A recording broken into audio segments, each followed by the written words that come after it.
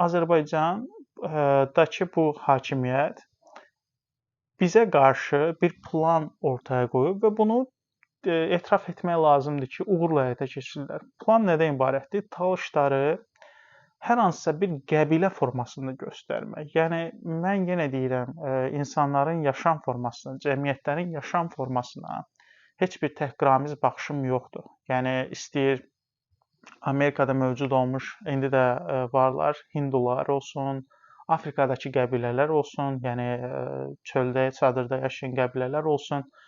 Bu onların öz seçimidir və mənim bu barədə heç bir iradım falan yoxdur ki, onlar geridə qalmış xalqdır, bunlar xeyirsiz bir şeydir. Mən belə bir mövzulara getmək istəmirəm.